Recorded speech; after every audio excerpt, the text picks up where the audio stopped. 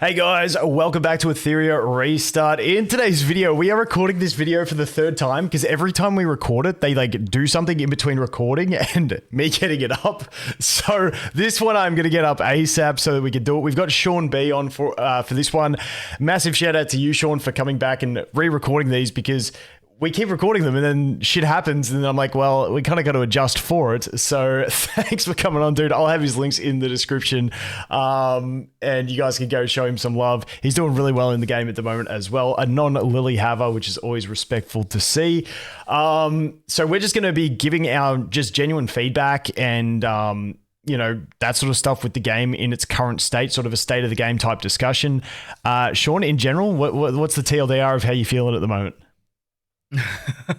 Like someday I'm like, wow, best game, and someday I'm like, what am I even doing here? Like, what are they doing to my game, man? I'm dying.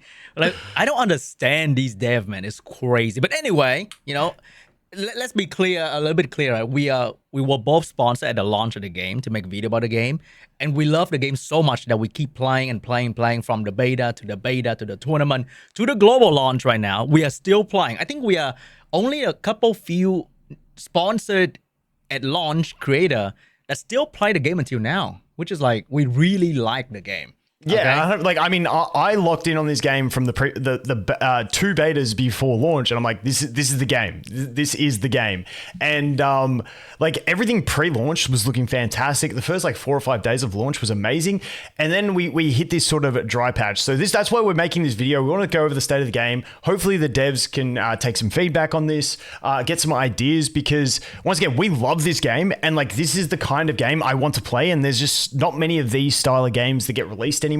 It's a lot more of the, you know, hyper casual type PvE only games. And, you know, even though I'm free to play, like I love these type of games. So hopefully we can, you know, keep seeing the game improve as we go. So I think the first thing we want to talk about is the Inferno difficulty, because that was like the main topic when we last recorded this. And then between that, we had like the new character announcement, so I didn't get the video out. And then they actually made the adjustments to the Inferno. Now I'm here logged into my Asia server, which is very, very close to unlocking Inferno. I don't think I'll be able to do it as soon as I get there. But what's your thoughts on the changes so far? First of all, I'm glad that they made some changes at all to Inferno, to Terramaton, and to the big one for me was for new players, like, or for, you know, non-spenders, people that were struggling, is the Nico Nana one, to make it more entry level to get in. What's your general thoughts on the Inferno difficulty, both the changes they made and what other changes would you like to see? So personally, I'm a dot guy. I'm a Shadow Sania filthy abuser. So for me, the HP drop didn't really mean much because it's pretty much the same boss anyway. But the speed drop in Nico Nana in particular is really, really good, because now the boss is actually a bit way slower, which means with like plus 120 speed, you can actually outspeed the boss and maybe apply immunity, apply damage reduction, so that you can survive better against Nico Nana, which I think is a huge change. And I'm seeing more and more Rosa clear, more Geli clear that showed up as well in the recent clear time, potentially doing a lot of damage. You can see right there, a lot of ditting clear as well. But before this, it was a whole lot of dot team. But they reduced the health and the damage reduction of Nico Nana, making it more one-shotable, two-shot with Ditting and Lily, for example. Without Lily, you have to go in with like maybe 2 damage dealer or a Bayantin. So like trying to double shot the boss. And I'm not sure about Terramaton personally though, because I'm still using dot team, because the boss is not slower, so it still hit like a truck. And I only have Ditting and no Lily, so I think it's a bit hard to actually kill the thing. And I don't plan to build Leanne and Chloros yet, so I'm not sure if I'm gonna try to one-shot the Terramaton, but I'm gonna wait for the Lily guy to talk about that, okay? You know what? I was on the wrong difficulty there. We are still seeing some dittings though. So, dude, my man Vice coming in clutch. Sorry, I realized that because I'm on my old account, I didn't have the Inferno selected. But as you can see, Inferno still over here in the Nico, like top clear is still a ditting. No, first clear in recent clears. Sorry. What are the top? The top still got to be. Yes, it's all going to be poisons, isn't it? Anything else? Still poisons. Poison just really fast, pretty much. Yeah, it's really fast. A lower gain investment. But good to see some of these types of clears as well. No Inferno gear either on this Ditting, so definitely a doable thing. And once again, no Lily on this one. They are using the Mio to control ads, but not too bad in general. Yeah, like I said, I do think this has opened up to a lot more players, which is great. I'm with you on Terramaton. I'm not too sure because I haven't even bothered with farming Terramaton yet. I'm just a Doki Doki farmer on my main, so that's still what I'm going with. But I definitely think dropping 20% HP is going to be noticeable to people that were, getting him down to 15 and dying. So obviously that is going to be of some benefit. Also, the thing with Terramaton is reducing the HP on the arms is obviously going to make you nuke the arm faster, which actually gets you even more damage throughput into the Terramaton unless you are overkilling by a bunch. So I think it's a great start for changes. One thing that we've spoken about, you and me, before is how it feels like every boss has an enrage mechanic, which kind of deters slow teams, which is like kind of really different to a lot of things. In Doki Doki, obviously she gives the buffs and they get enraged massively. Terramaton has his stacking attack buff. If we go into shells, we've got the damage boost that Nico Nana gets. Sharon, the thingies evolve, so that's kind of like an enrage mechanic. Shadow Flame Hoyan, she has the death break. So it just feels like the game is riddled with enrage mechanics, when normally in these type of games, it feels like, you build that slow team with 4 defensive characters and 1 character to do damage, and then as you gear up, you slowly drop the defensive characters for more offensive characters to speed your teams up. But this one, it kind of feels like you either got to be able to tank through the enrages, which is incredibly hard to do, or you got to burst through before they can enrage up, which requires good gear as well, because you need the gear to be able to kill them faster than what they can get the enrage up. So it's sort of like a bit weird in mechanically the way all the bosses work with an enrage. My one other suggestion would be to ease up, like maybe remove, but like at least ease the enrage mechanics on these bosses so that people can feel like they can make a slow entry level team. And the penalty for going slow is that you're going slow. So, 2 times events, you won't be able to dump all your stamina in the 2 days or whatever, depending on how they decide to run it. Any thoughts on that? Yeah, that is definitely true, because like it's so rare to go through recent clear or clear time. Oh, not clear time. Clear time, you can't see that. Recent clear, to see a team that is like, I'm going to tank it down for like 3 to 5 minutes and slowly kill it, which is usually the strategy in every other game of the same type, where you do that and then you start building your team up to be faster and faster. That's the progression, right? That's the great feeling. You start with a shitty team and then now your team gets faster and faster and better. But here you just can't do that. But one thing though, I can record for you a Ditting run in Terramaton without Lily. I'm watching a Ditting Chloros Veronica Freya Dinah. So first turn is Veronica stripping the immunity of the boss so that Dinah can provide the defense break for the team. And also Veronica provide the protection, right? So you don't die to the boss damage no matter what. And with the defense break on, we have Ditting and Chloros going in with the big damage. I can see their gear, and their gear are very stacked though. So I gotta say, getting here is not simple. Like, did he use Lily? Did he use Dotting to get to the Ditting and the Chloros? I'm not too sure. But they both have Fury Edge, and they both have the Great Y Fang with Fury Edge as well. So the damage output is amazing. And both Veronica and Dinah have Codex of Magic. So yeah. So you pretty much don't die for like 2 turns and you have back-to-back defense break. So with Freya damage boost and attack buff, he took 4 hits in total. So 2 from Chloros and 2 from Ditting to kill the boss. So it's doable for Terramaton if you can do big damage. But yeah, I think that the was big one damage of the, is not easy though. Yeah, that was one of the early clears we saw in Terramaton as well. It was the Chloros and Ditting, just double nuking essentially with those codexes, and Veronica, just Veronica to strip and also give that immunity to death. It's a great strategy, but also once again, it's another one of those ones that you kind of you don't have the stepping stone to get to that gear. Pretty much. I guess your stepping stone is you just got to farm hell for and get all those pieces without the the Inferno sets, and then hope that you got enough damage from that. So you just, I guess the intention is to infinitely farm hell. But once again, I just think the enrage mechanics make it just an awkward sort of feeling for progression in the game compared to other games. Maybe that's the way they intended it to be, but like I said, just from what I'm used to in these style of games, it feels different. Not saying it's wrong, but it just feels uncomfortable when it's like you kill them quick or you die. I like playing that early bruiser type meta. But the next thing I want to talk about is double drops, because we had the double drop event. It felt fantastic. I think for me, I would love it to I think a lot of stuff in this game comes down to communication and lack thereof. I feel like pre-launch, they were one of the best games with communication, and now it's just kind of gone out the window. And I would love to get the communications back, because like 2X events were fantastic. We didn't know about it until basically just on when it happened, like a couple days before it happened, and a lot of people had burnt their refills. So like I would love to know like a schedule. Is it happening like every second weekend? Is there a schedule to be had? Or if they go, okay, we've tested it, it's too generous, we don't want to do it anymore.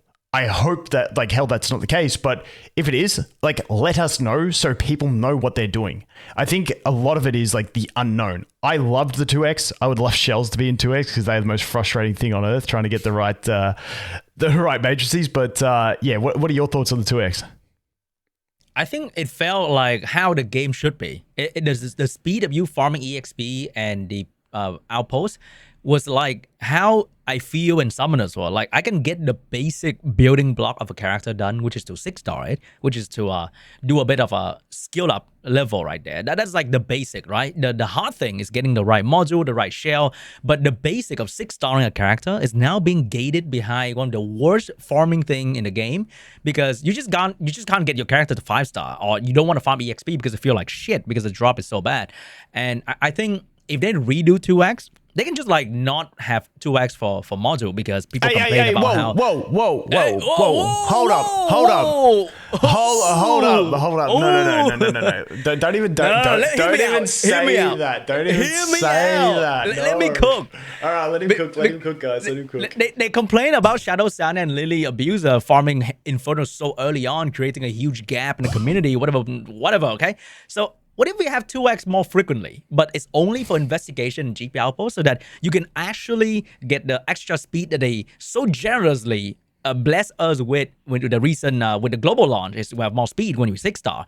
So at least allow us to 6-star our character so that we have a bit more stats, so that we can attempt the fucking Dark Soul level of farming that you intend us to do, right? That'd be great. But yeah, that's... And also, another underrated thing about 2X that we got was the double Etheria coin in all the farming that we did. That felt okay. Like, it's not even enough, all right? You can get 20 million and it's all going to be gone in like 5 minutes. But the double Etheria coin is so good.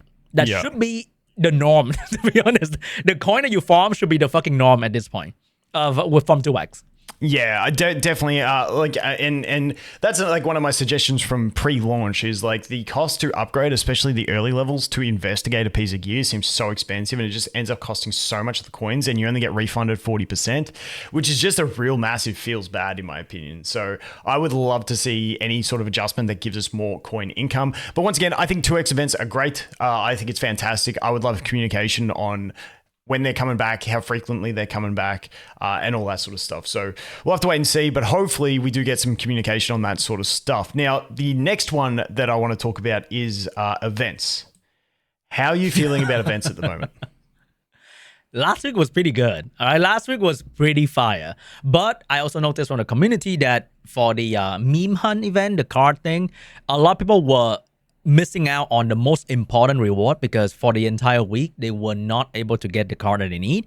And from my own experience, if my community did not give me the card because I'm a fucking YouTuber, so my name is more well known, I would not have finished the best reward, which is the red shadow print, because it's not farmable. Like, that is so stupid. Like, how's my reward being decided by random stranger on the internet? By having social point friends, like what the fuck? It doesn't make any sense. And then I also got people in all the events, the Chaku ring, the spinning thing, that they keep landing on the conversion from the event currency to gem. Like, you need the currency, you don't need gem. The gem that you get is so minuscule in the event that's gone now, but they keep landing on the box that convert their currency into gem, that they could not buy the event shop because they don't have the currency. They keep having gem. So it's like, why is so many events being loaded with RNG? Yeah. It's just mind-blowing to me. Yeah, it's even kind of like the Ember Trek. So I'm at 42 at the moment on this account. My previous account, in like the first 15 floors, I got a 2 times red shadow print. I didn't get a single... Ain't no fucking way. I didn't get a single red shadow print on this whole playthrough on this account. So there is so much like big RNG variance in that kind of stuff, which is crazy. But yeah, like I mean, I don't mind like the shell story events, but I can see how some people may never actually get the wishing orb if you just keep rolling ones and don't land on the shit you need to, and you know you come through here and you know go the wrong places that take too long. And I can definitely see it happening. Like the last time we did the event, I only got the revelation wish orb on the last day, and I played it every day. So if I missed a day, I would have not got that wish, and it would have just been completely useless unless they had some reimbursement for it. I don't know, but yeah, in general, by the way, for the shell story, sorry, just wanna because I saw on Reddit, if you land on the artisan shell, you can actually keep everything that you go past after you land on the artisan shell. It's kind of crazy. Is that what it does? Dude, I've always tried to like find out what they do, and I've never known. Oh, okay, I'm going to try and hit artisan. Save those green ones to land on the artisan. So is it just the one roll after? I think so, yeah. No, I'll try and stock up 2 of the greens. You get a 6. Oh my god, that'd be insane. No, I'll try and stack up 2 of the greens, use one to hit the artisan, and then use the other to roll the 6. Oh, big brain. Yeah, that's sick. Yeah, I mean, in general, I think these events are okay, but like I said, like you said, there is that low roll RNG that you miss out on big rewards in it. What's your thoughts on the cage rumble? Because I made a whole video on this.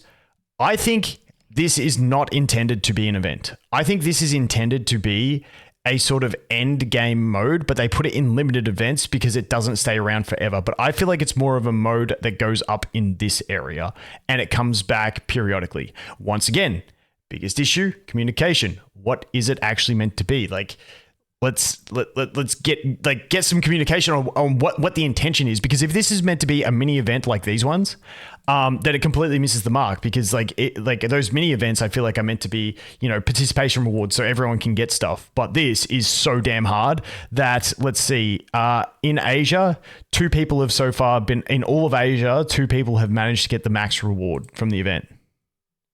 Yeah, you gotta build like proper 15 units. Wait, right? My God, that's not even the max reward. That's just this one. They still haven't got the last fragments. That is crazy hard, dude. That's insane. Like, this is just really, really hard content that I don't believe this is an event, because I think we had this in Summoners War too for one time, and everybody hated it. Yeah, because it's way too fucking hard to build so many units for so many teams. Yeah, it's kind of like the Infinity Train. I think, like I said in my video, I think this is intended to be like Memory of Chaos in Honkai Star Rail, where it's like you got 2 weeks to do it, and then it rotates maybe between this and Infinity Train, and there's always one of them going on whilst you have your easy events, because we still have 2 easy events. We have currently we have the Shell Story, and we have the what's the other one called? The Candy Party. So I feel like they reliably roll through 2 easy events. And then I'm thinking these are meant to be like that more end game mode that they call an event because it goes away, but it should really be considered an end game mode. But once again, I don't know, because we haven't been told anything. I think it's an event that's good when we are like 2 months into the game. Then, we can explore option now. We can build team. It's exciting. Now it's like, I'm going to have to put my weird ass build, half-baked, not even max skill Vice in there to try and survive, whatever, you know? It's just awkward in the moment. Yeah, it's very awkward. But like, having said that, I do enjoy it. Like, I enjoyed trying to get my 2 teams to get as much damage as I could, and I just crept into the B rank. But once again, it feels like it's not an event. It feels like it's an end game mode. And if it was brought to us as an end game mode, then I think it would be received a lot better. Yeah, the thing that refreshes, right? Not ends. It's just the word. Yeah. So and once again, that's communication. Like, I feel like this is meant to be that thing that rotates. Like, you get 2 weeks of this, 2 weeks of Infinity Train, 2 weeks of this, 2 weeks of Infinity Train. Maybe they have something else cooked up. But like, is it? I don't know. we haven't been told anything, so we're just kind of in the dark with that. But yeah, like I said, if this was an in-game mode, I actually like it. I like the creativity of trying to do it. And like, if it was like 2 weeks of these bosses, 2 weeks of different bosses, and it just rotated on for the game to infinity and beyond, to quote a great man, Buzz Lightyear, like, then it would be really cool. But yeah, I don't know. It's just communication is my biggest issue at the moment. I think for that kind of event, if it's really hard, right? So let's say all your character that you use in the event, Cage Rumble, will all be 6-star, at least. All right. So you equip gear on your character, you have to own that character. But if you use it in the content, it'll be automatically 6-star. So that it's not like half-baked garbage, like 4-star level 1, right? Like you have the character, you know it's gonna work in this boss, but you just can't do it because it's not built. And there's no way I'm going to GP outpost and EXP right now to just do this thing. So if it's like instantly 6-star in the event and you can equip gear, your own gear on it, then I think it's more fun, more challenging, more doable as an event, you know? Yeah. I do reckon there's tuning ways they could make it more of a like an everyone gets to participate event type thing as well. But once again, we'll have to wait and see how that goes. Now, the next thing I want to talk about is something that's frustrating me. I know this is a personal gripe, but it's the hacking. Dude, I showed in a video. Let's see if I can find it. I showed where is it? It's down a little bit further. Yeah, this Look guy. at that death victory rate. Holy. Yeah, it's cooking. You get fast and you win on a new server. So yeah, it was this guy here. Like I showed this in a video just today, where it actually the game thinks my team is his and his team is mine. So he's blue up the top, but my characters, you can see my O-ball being blue, and my team clearly wins, but he gets the victory. And I was just like I don't know what the go is with this. I don't know whether that is like some sort of hacking or whether it's just a bug that's going on or what's happening. But then after I made that video, bro probably watched. And so I got a defense loss for that one.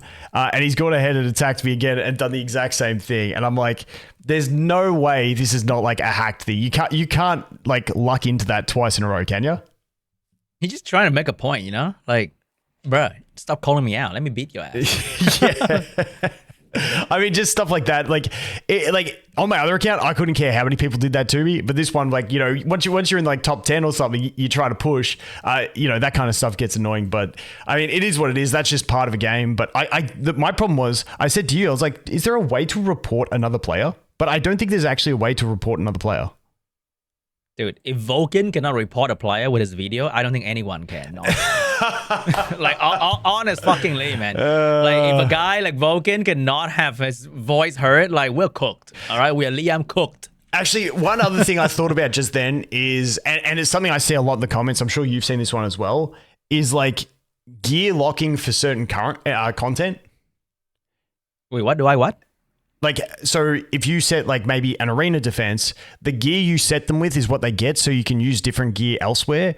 I've seen people asking for like, you know, if I set this as my auto team for like a module drop, leave the gear on them, and then I can create another team for the other module. You know what I mean? You got a Terramaton team, you got a Doki Doki that'd be team. like the best scenario. Like, I just want simply PvE gear and the PvP tab to be separated. Like, at least that's the bare minimum, right? So you still have to build 3 different teams with so many different gear sets for dungeon, but at least it doesn't touch my defense, my RTA, and all that stuff. Like, I hate doing RTA now. I fucking love doing RTA, but like, oh my god, the hassle to go and change every build on everything, on every shell, because the shell you use for PvP and PvE might be different as well. So it's like, it's so much little work in between that. God, I don't want to do that, man. Yeah, it's like I agree. I think just splitting arena gear from PvE gear would be a fantastic start, because eventually, especially with different PvE modes, you're probably gonna have a different team for each thing. And if you're using one character across 2 different bosses, they're probably gonna have the same gear in most situations once you get like later game. But PvP is that one where you're gonna have drastically different builds. Like, I can see endgame, a lot of people having Bloodbath Bulwark on pretty much every character in PvP, but completely different builds in PvE. So I do think that there's some way to you know, separate gear sets in the 2 would be so nice for a quality of life. But because they do that for Union defense. Your Union defense gear is snapshotted into the building, so that it stay there forever. After you confirm it, like you're actually doing it. Like, did you not know your game, Dev? Like, what the fuck? Yeah, I didn't even know that was a thing, that it snapshots. But hey, crazy, right? We'll They actually have it in the game, that they snapshot the defense gear, and then it's locked in. Oh my god, like, it's actually in the game, bro. Just turn it on for the other mode. Like, what's wrong with that? Yeah, 100%. Dude, I didn't even realize. That blows my mind. Yeah, I guess the only place they could really use that exact logic is snapshotting in normal arena defense, which would still be great. Like, at least that would be great if the functionality is already there. But yeah, we'll have to wait and see. Is there anything else that you had pressing on your mind? The only other thing I thought of was like, along with that communication thing, is like the social posting. Like back when Hoyan launched, they released the trailer, which was the old trailer, and it still had like, you know, beta coming, and then they took it down and re-uploaded it without that. And then she came out the next day and her skills were different already. Like stuff like that. I feel like there's like often like, I haven't seen it too much in the last week or so, but you get like posts that then get taken down and then get reposted. I think they put the wrong element on some characters in, I think that was the pre-launch one. They had the wrong elements and stuff like that. I think just like a much more thorough QA before releasing stuff would be fantastic as well.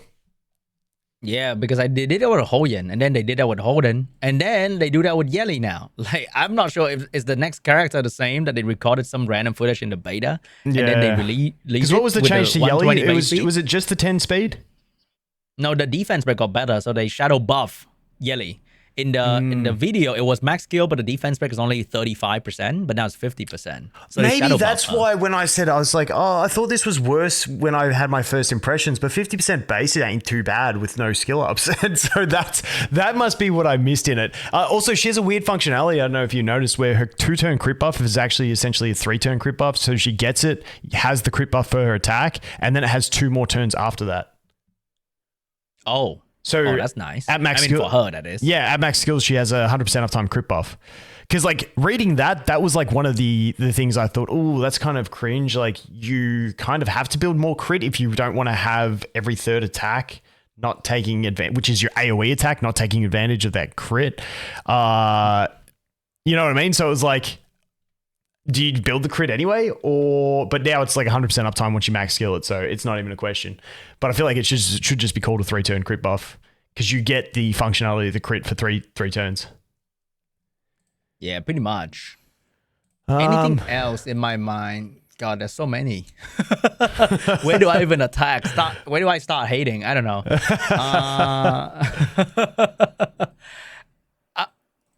Nothing. I mean, there's too much. Like we talk about so many things in the old video. Like I don't know if did I talk about that before, or like have I talked about that? Like let's say the shop, right? The PvP shop that is supposed to reward you for playing the game. So if you're dedicated to playing PvP, which a lot of people actually hate, then you get rewarded. But now I feels like the RTA shop, ultra limited, the RTA mission, I think should reset every single week. There's a list of RTA mission that you need to play the game, play the RTA matches. The points is weekly. The missions is not weekly. I never really pay attention to it. Yeah, you get 2,000 per week, which you can do in a day. But then I think this part can really help a lot. So either they reset it every time and make it like maybe less. I don't know if they really want to fuck you up. But I think that should reset every single week so that you can afford to buy more stuff to help you with your progression. And then the arena shop, I think everything can be a bit cheaper because you are really have to pushing in arena, which is like, oh my God. I thought it's supposed to be the casual PvP content. Like you really have to push this one. If you're not mythic, like Vulcan and I, then you're kind of cooked because you're going to be downloading gold and you're going to not have a whole lot. And then it's going to be annoying to see all the stuff that you can buy, but you cannot, that kind of thing. And I think the R-Latis can be definitely way cheaper because I see you're building Vice, right? And I think the R character can be really good as well. But you have to like spend your currency in the summon shop to buy micro Latis for Vice if you don't want to wait for another week. Yeah. Because I think you have to buy him like 14 or 12. Yeah, so like 3 weeks. I max skilled my Vice, which was through 2 weeks of Arena Shop and buying all 5 from the Summon Shop, and then you get 1 from the Battle Pass. But then I also, because I'm trying to do free-to-play teams and build them up, I'm trying to build up Asu, and I just don't have enough. I got to wait for weekly resets. Then I can get another 5, which still won't bring me to max skilled on him. I just feel like the blue lattice shouldn't exist. I don't know. It just feels like a weird existence. It's like, just let us skill these guys up with the standard stuff. You know what I mean? Like I genuinely have had less blue. I bought every one you can get, and I've had less of the blues than I have of the purples and possibly the golds.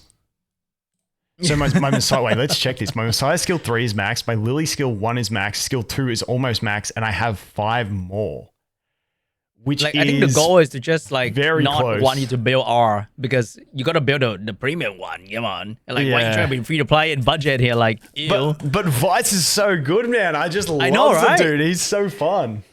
I think they must have hate the fact that we discovered this character to be actually kind of good so that we can stop building like 5-star SSR laser character because this guy is just like busted as fuck. They're gonna nerf him, man. I can feel that. Dude, him and Kachi are my like 2 like most favorite recent characters that I've been using. They're both fantastic. Yeah, Kachi the goat. Yeah, like, oh, dude, it's so huge, but like, it's a big accuracy requirement. But once you hit it, like, I'm about what am I? I'm about 6 short of the break point on mine at the moment. But you know, it's pretty reliable. We'll see how we go. But I think that pretty much covers everything I wanted to go through. Once again, I just love the game. The bones of it are so good. I think there's just it just feels like there's all those niggling issues. I do think there's a lot of just general hatred for the game that I see from people who don't play it, which is perfectly fine. But, you know, we're in that awkward position of trying to balance, like, you know, our concerns and trying to get that stuff across whilst not, like, hating on the game like you're seeing out there. So it's a fine balance. And like I said, I just love the game, but I just think it can do better. And I'm hoping it can continually evolve and live up to what I hope it can be. Same. 100%. Yeah, pretty much sums it up. But once again, if you guys have any other feedback, feel free to leave it in the comments and let us know your thoughts as well. But massive shout out to Sean once again, 3rd time recording this bloody thing. I promise, man, I will get this one up. His links will be in the description. And as always, guys, thanks for watching. Hope you have an awesome day. And we'll look forward to seeing you in the next one. Cheers. Cheers.